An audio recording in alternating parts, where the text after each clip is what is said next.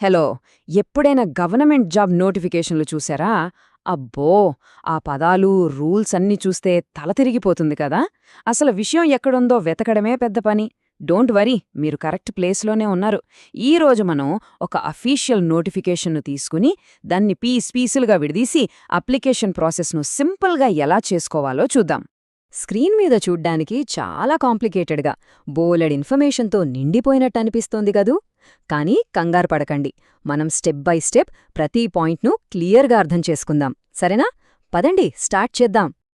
మీలో ఎవరైనా India public సెక్టార్లో ఏదైనా ఒక యూనిక్ కెరీర్ కోసం చూస్తున్నారా? రొటీన్కు భిన్నంగా ఒక ఛాలెంజింగ్ రోల్ కోసం ఎదురు చూస్తుంటే బహుశా ఈ అవకాశం మీకోసమేనేమో. ఈ జాబ్ నోటిఫికేషన్ విశ్లేషణ మీకొక క్లియర్ ఐడియా ఇస్తుంది. సరే, మన మొదటి సెక్షన్లోకి వెళ్దాం. ఈ యునీక్ జాబ్ ఓపెనింగ్ అసలు ఏంటి, ఎక్కడ ఉంది, ఈ జాబ్ ఎందుకంత స్పెషల్, ఆ వివరాలన్నీ ఇప్పుడు చూద్దాం.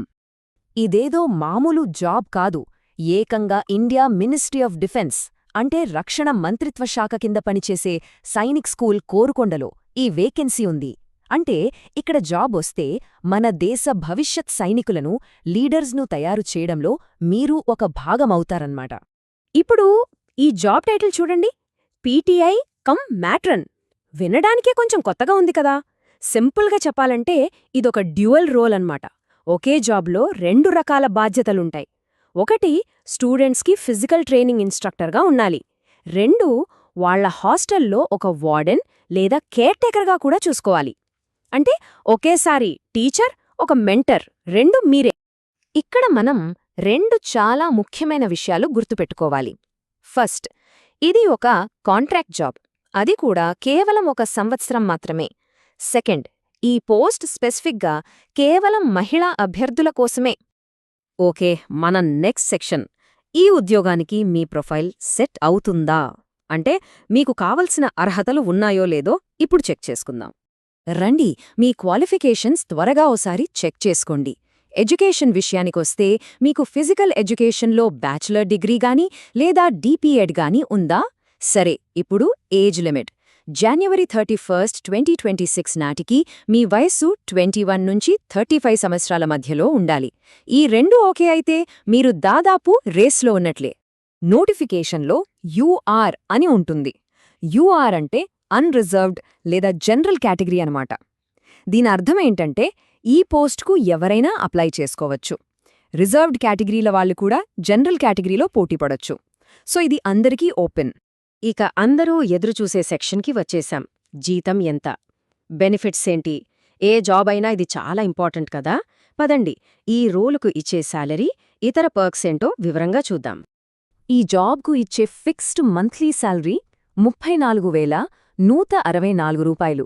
ఇది కన్సాలిడేటెడ్ పే, అంటే ప్రతీ నెల ఇదే అమౌంట్ మీ అకౌంట్లో పడుతుంది. అయితే ఇక్కడ కన్సాలిడేటెడ్ శాలరీ అనే పదాన్ని సరిగ్గా అర్థం చేసుకోవాలి. దీనికి అర్థం ఈ 34,164 రూపాయలతో పాటు డిఏ, హెచ్ఆర్ఏ లాంటి అదనపు అలవెన్స్లు ఏవీ ఉండవు. ఇదొక ఫిక్స్డ్ ప్యాకేజ్ అన్నమాట.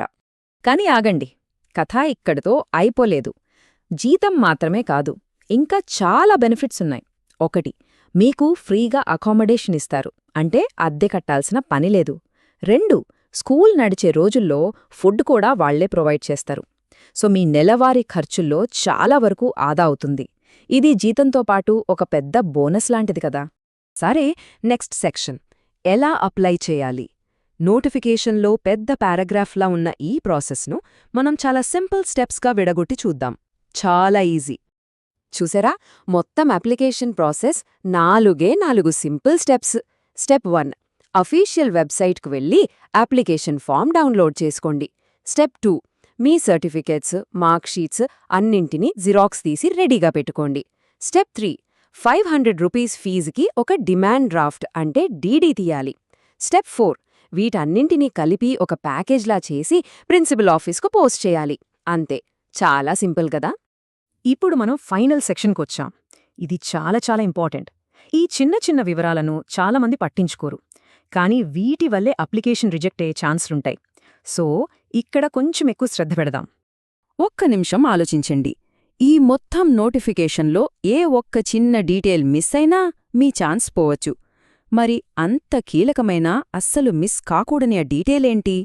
ఇదిగో ఇదే ఆ కీలకమైన పాయింట్, డెడ్లైన్. ఇక్కడ ఫలానా తేదీ అని చెప్పలేదు.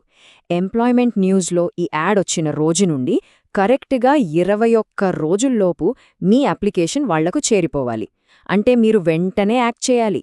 ఒక్క రోజు లేటైనా మీ అప్లికేషన్ తీసుకోరు.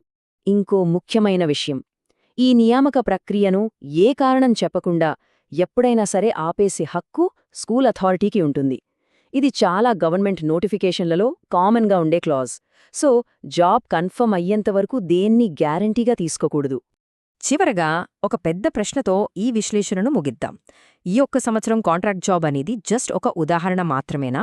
లేకపోతే ఫ్యూచర్లో గవర్నమెంట్ జాబ్స్ అన్నీ ఇలానే ఉండబోతున్నాయా? పర్మనెంట్ జాబ్స్ పోయి ఇలాంటి కాంట్రాక్ట్లే కొత్త నార్మల్ కాబోతున్నాయా? దీని గురించి ఒక్కసారి ఆలోచించింది.